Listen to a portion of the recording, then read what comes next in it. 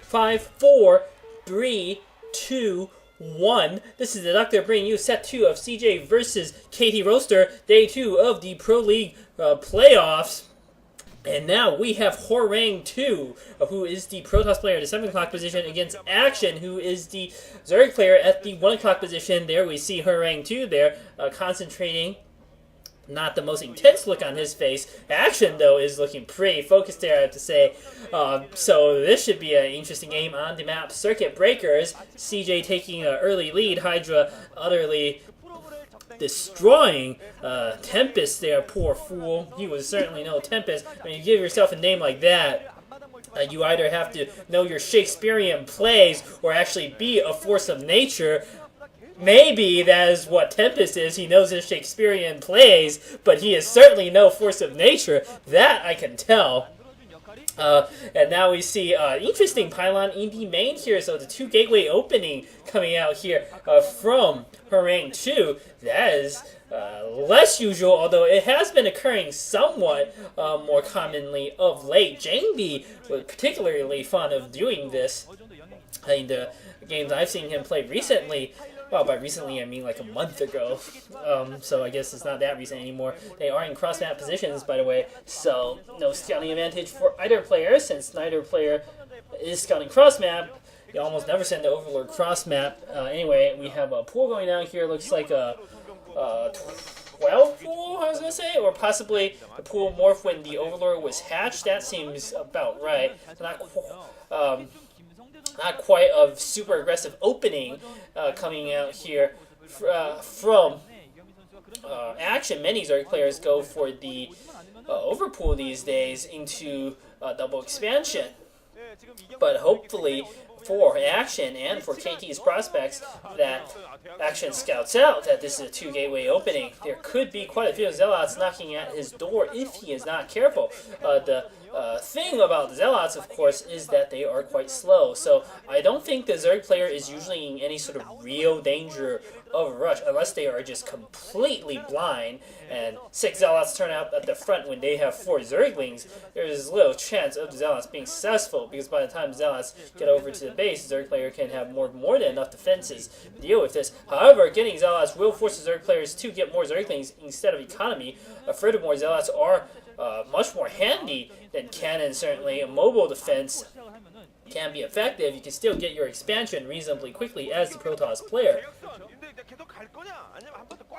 These Zerglings going to chase around the probe a little bit. The distractor going down here. So the probe will be content to scout around in the base as long as possible. It does not appear that Horang2 has seen the 2 gateway opening, not that he really had a chance to. Now he might suspect something once his Zergling run into these Zealots here. He sees the first Zealot, but once he sees these 3 Zealots, he knows exactly what's coming his way, the 3 gateway opening, so he needs to immediately start morphing more Zerglings to help defend. And the best that Horang2 can do, that extra expansion is forced to be cancelled here. I'm not so sure Creep Colony and the Sunken is actually necessary here. Maybe being a little overcautious by Action. But I think morphing just Zergling should be sufficient to deal with these Zealots coming out at the front. Although, on the other hand, Sunken is a worthwhile investment. If you really are expecting a heavy assault at the front here, Sunken is going to be worth quite a bit, and these Zerglings, in conjunction with Sunken, warding off the Zealots. You can see the Protoss player gain the Nexus without much of an issue here. Not too much that Action can do. He's managed to sneak a little Zergling into the main here as a scout. That's always useful. So he sees what's going on. He knows that with the expansion up and with the lack of cybernetics core, there's no real sort of threat coming his way for a while. So this is just a 2 gateway opening. Now simulator going down here. So nothing to be suspicious about. Both players know what they're doing. One advantage of this build apparently is that you can limit the Zerg player to generally just their natural and their main bases in exchange for slower Protoss expansion opening. Can be worthwhile, since Zerg is very difficult to dislodge from their 3rd base these days, what with their Sim City and all. perhaps Protoss player hopes to catch the Zerg player trying to set up their third base before the defenses have been built. That's certainly a good option, but Action has opted to go for Player and perhaps Spire? That is what I imagine Action might try. Yes, he's putting down a Spire. Wow, okay, that is quite standard, but let's see what he actually does. Whether he builds Mulus or this is just getting a Spire and then getting another hatchery.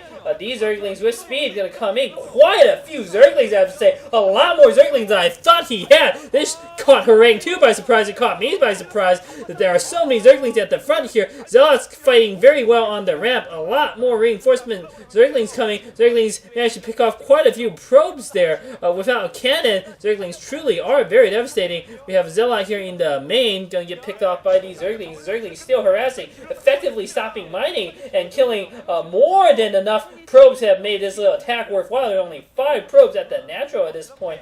So certainly Horang2's economy not looking too good. Horang2 does have 5 Zealots on the ground. He is going to be able to fend off this force of Zerglings, especially as long as he fights on the ramp. There's not too much the Zerglings will be able to do.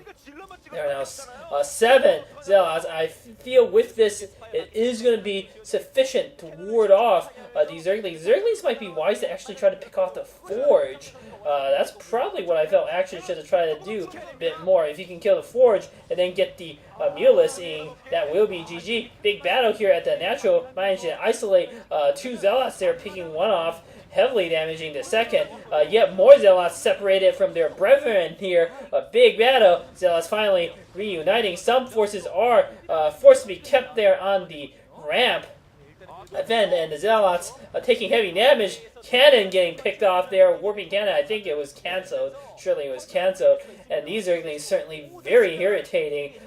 Really not only stopping the mining at the natural, but picking off their share of probes and Zealots. You can see the Protoss player no longer has a very substantial ground army here, and now Mulus are out. There is only 1 Corsair. It does not look like Horang2 had the opportunity to build too many more defenses. He's desperately trying to put down cannons here, but the cannons are not finished, and now the Mulus have coming. There are only 3 Mulus here, 4 Mulus, able to pick off the cannon at the natural before it finishes building, and now we see these Mulus trying to pick away at the Corsair, and the cannon getting picked off by the Zergling. Very nice. The Mulus doing just enough damage to wait for the Zerglings to finish this off. This is brilliant play by Action.